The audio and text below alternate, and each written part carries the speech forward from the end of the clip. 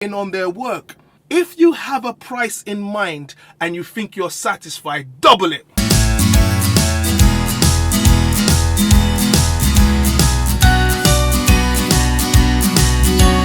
Hello, my name is Adebanji and today I am on the ArtThou Show. Thank God it's Tuesday! Thank you guys. Thank God it's Tuesday. When he's not drawing portraits on TV, he might just be drawing you on the London Tube. He might just be the most motivated and positive artist you've ever seen. He is the addictive sketcher. Give a warm welcome to Adebanji Alade. All right, okay. Welcome. Yeah. Are you comfortable? I'm fine, okay? I'm fine. Yeah. Can you just give us a brief overview of what it is that you do? Okay, first and foremost, I am the addictive sketcher, as you've heard. I love sketching, right?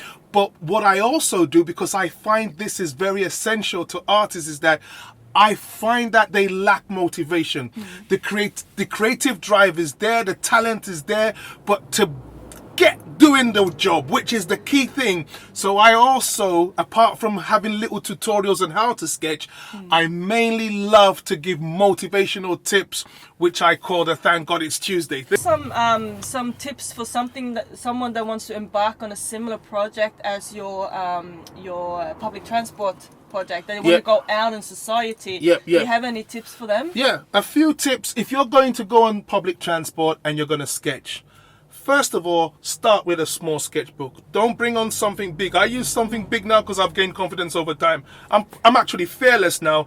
I'll sketch when it's full, when it's packed, when it's all. First thing, something small. Next thing, you sketch. Go for people who are either sleeping or reading. All right? Don't go sketch the guy whose eyes are red shot. You don't know what he's on. He might not understand what's going on. And then if anyone, just take this one, if anyone then challenges you, like they say, what are you doing? Please, from your heart of hearts, tell them, don't be timid. I'm an artist. I do this because I love it. And hand over the book to them. What it does, there's a power shift. It makes them feel comfortable now because it's like you have nothing to hide. And if anyone does just look at you, my secret is wink, you know? That works. It works. It works. If you're a girl, be a little bit more careful. Don't just go winking at everyone. You might find you get yourself a stalker. So okay. Well, she might be right. So you got to tell us, where are the magic spots? What are the best spots to sketch people? Well, if you really want to sketch people in London and you love people, get on the circle line. You just go in circles, right? Okay, you start from anywhere and it will take you right round. So get on the tube, get on the train, get on the bus. Those places are jam-packed with people, especially in the rush hour. Even if you're standing, do it. Just do it. Don't think about it, just do it. Yeah. Has there been any time where you just wanted to say, that's it, I'm throwing out the towel, I'm not doing this anymore, this is just too hard? I was here from 1990 to 2003, okay? And I happened to go back to Nigeria. When I went back to Nigeria, I noticed that all the people who were artists who I left behind in Nigeria, they were now the kind of main key artists who were running the show in the country. And I'm like, and I'm over here, I'm not doing anything. If you give up, someone you never knew will, you in your wildest dreams, someone who you just looked at and said, nah, I don't think this guy's really. If he keeps working at it and you stop, he will outlast and outshine you. And it's not about competition, but you have to be on your toes in this kind of career. You've got to be on your toes.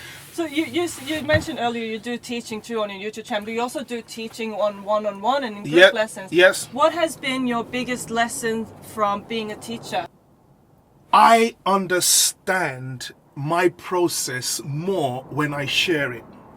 So when I teach people, I teach because I need to learn. I'm a constant student, but it's very hard for artists to to articulate, to understand their process if they don't share it.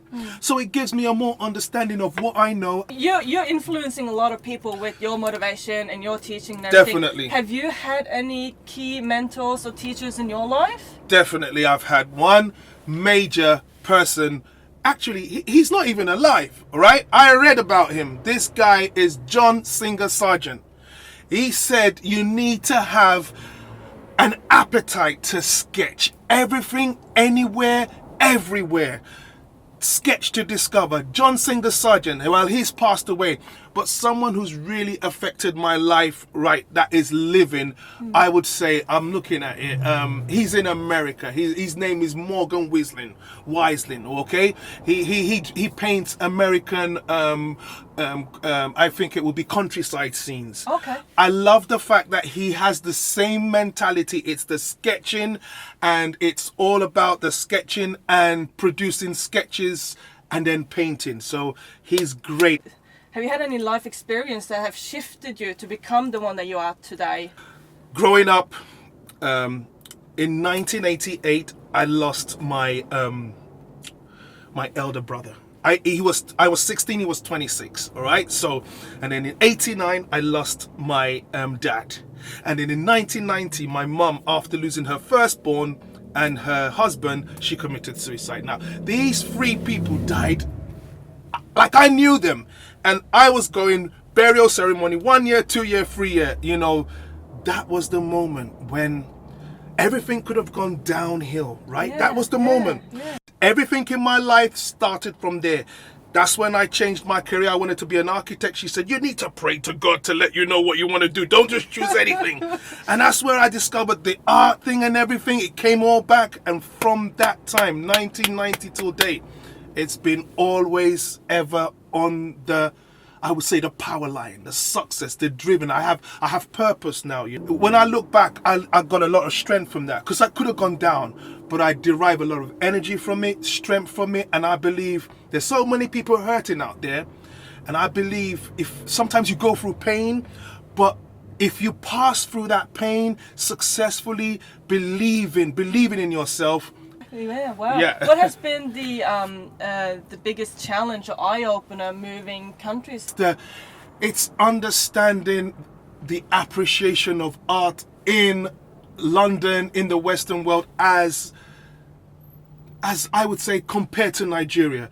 The subject matter, everything had to change. When I came here, I faced a big creative block. When I was in Nigeria, I was painting the cultural scenes, Nigerian landscapes and all that, and I brought a folio with me. Well, the first lesson I got, all the works I brought from Nigeria, I forgot it on the bus one day.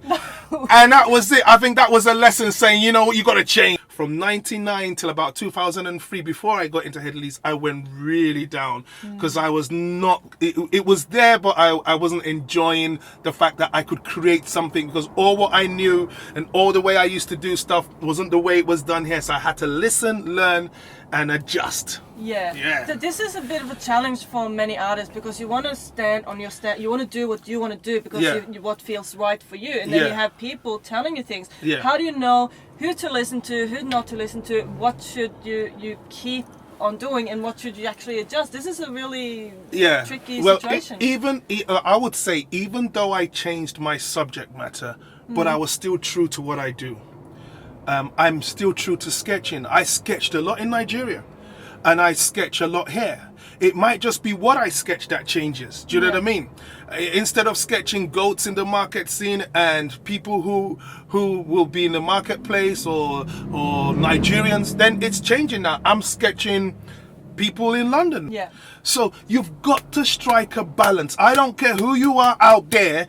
You might be churning out that stuff, but if no one can relate to it, no one can relate to it, and it's all your dream world and lovely stuff, guys, let's be honest, you might end up having that just for yourself.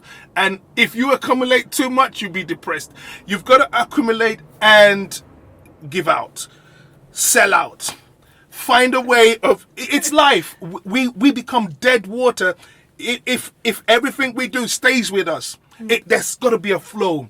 You've got, I know people don't like to hear the selling word, but you got to sell. It's love, it's joy. There's a love that I love packing paintings and sending. I'm going to package one little one today and send to someone. There's a joy in it that something's leaving me and I'm getting something from it. And that's the way, I'm not Van Gogh. I'm not going to cut my, no, not in today's world. You know what I'm saying? No. We got to do it. Unless it's a pure hobby, and for the hobbyist out there, just enjoy. Yeah, that's fine. yeah. But I'm talking to the people who are pros or want to be pros, semi-pros, students who are aspiring.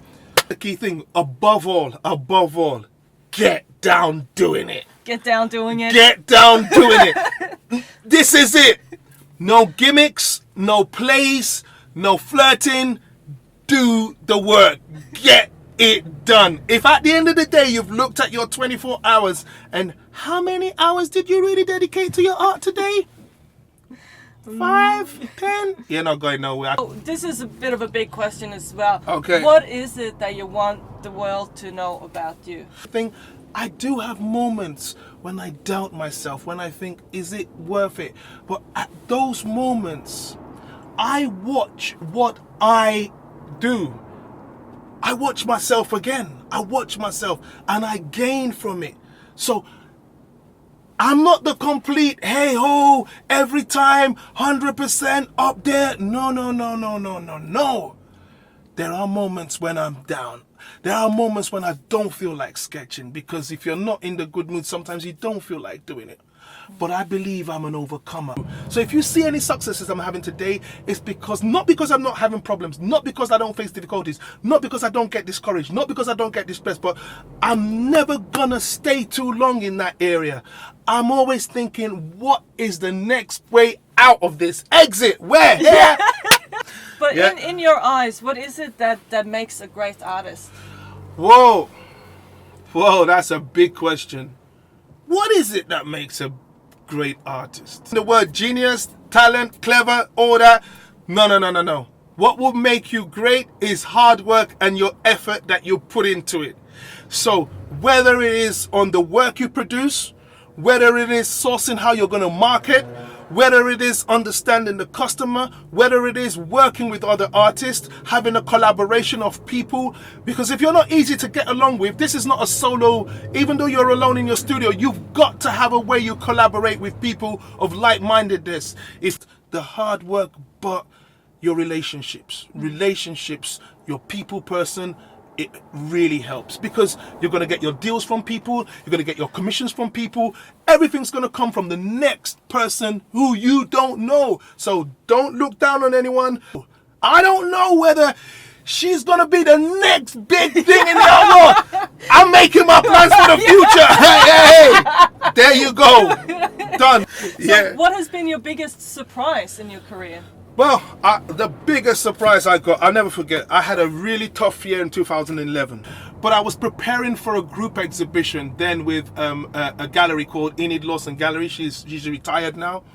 And she just said, just produce work, Banji. I'll do my best to market for you, but don't give up. Just keep producing. So I did a 30 inches by 48 rain painting, a big, massive, I will call it massive for me because I don't really paint that large here, okay, because of space.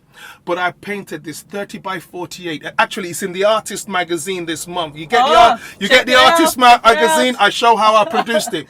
That work in that exhibition, a guy was passing by and he looked at it, right? And he bought that work for 6,450. Now, I will tell you,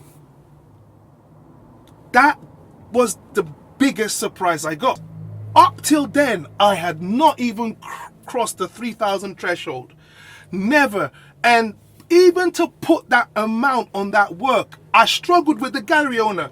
But she told me, you've got to believe in yourself. If you're going through a tough time now in your career, it might just be that moment that you just stick in there and you get your breakthrough. Yeah. So that was for me. Wow, that's amazing. You didn't sell anything and then you end up selling the highest price I know. So do you have any tips for anyone out there that find it really difficult to price their work? How should they go about it? Go to exhibitions. Not 1, not 2, not 3, not 4. At least in a quarter, make sure you've attended 10 exhibitions.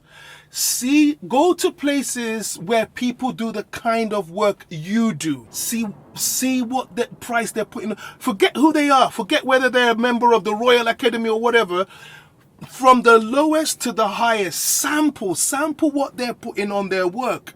If you have a price in mind and you think you're satisfied, double it. You deserve it. Yeah, that's my trick. So if you're coming up with something now, just double it to be safe. You know what I'm saying? So if you're sitting there, you're thinking this is worth that much, just double it.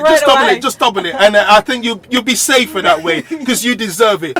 Can you tell me a little bit about the most memorable character that you met on public transport? Oh, it was a couple, right? They were like a young couple. They came on the tube. All right, I have many, but this one is just so memorable. They came on the tube. They actually weren't talking to each other. I did not know this. So they had been talking to each other for a long weekend, and I think it was on a Monday or so or Tuesday. They had been talking, but they were still using the train together. How did I know? Because when they sat in front of me, I started sketching the girl. I sketched the girl, so the guy started looking at me like, whoa, what? Why is he sketching? Why is he sketching? What are you doing? And when I finished sketching her, I started sketching him, and he got really worried. He thought something was going on. And then he got so bothered that he says, look, what are you doing? And I showed him, and he was shocked. And for the first time in about 2 or 3 days, he spoke to his partner. He says like, look, we've been drawn. And she said, do you know, you were the one who got us talking together. We haven't spoken a word. We've just been motioning to each other. So what are you? What kind of stuff do you do? How did you do it? And it looked like them too. And they took a picture of it and all that. That I'll never forget. And it's like, what? So art has this kind of effect too. I'm now kind of like matchmaker, relationship solver, motivator, just by sketching. Many others, but that's one that I'll never forget. That one. Yeah, that is a good one. That's a really good one. Yeah, never forget. For sure. In terms of marketing, because you speak a little bit about it there as well. Yep. There's very conflicting advice out there for artists. Okay. Some people say, take control of your own work and go market yourself, put yourself out there. Yep. And then there are some that are saying, no, you're an artist. You just focus on creating the art. Yep. Let us do that for you. Yep. And just create, Yep. and we'll do all the rest. Okay. What do you have to say about Now, that? I would say test the waters. Gone are the days where the only way to do things was artist gallery. That's gone. We didn't have internet in those days. Yeah. So, but now, oh boy, everything can happen to you. Who ever knew people will buy paintings without seeing them? From 2013 till date, I've sold more works on my own, through my own marketing. It's not complicated, right? Don't take my word for it. You try it. Go out there and be bold. Do your best work. Have your best work. Give yourself time. Say maybe in a quarter of the year, say 3 months. Go out and produce your 20 best works or your 10 best works and put it out there. The way the galleries help is that when people want to spend big money, say over like 1,500, they want to go somewhere where they feel comfortable. So that's people, it's just a mentality. So people spending like 5,000, they want to go somewhere where they feel comfortable, where they don't want to be cheated. They know if they can come back if things don't work well. So that's where the gallery thing comes in, and that will come with time. All right. So, but start on your own, build yourself up, and then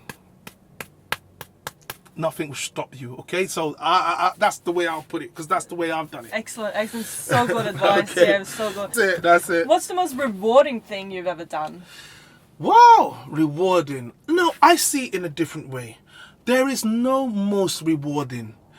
Every single day I wake up and I'm still alive, and I have the opportunity, I call it an opportunity to pick up my pen and observe and draw or paint from life. That is it.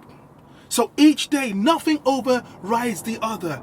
It's the beauty of a new day. It's the beauty of taking a new page in a sketchbook or a canvas and working afresh. It's like a new beginning. So each day I have a new birth. You know, where do you get this energy and this motivation from? I get my energy in those quiet moments when I'm not doing anything. Start of the day, I'm praying, I'm saying, God, what do I do today?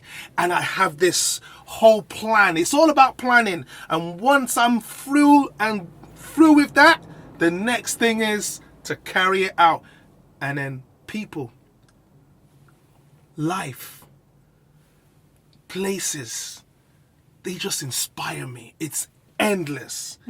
And that's where my energy begins to click. Well, what is the next big project for you? Oh boy, I've got two. They are one I can't say, so I'm gonna hold that one. But it has to do with painting people who have been who have been put into prison, criminal offences and that.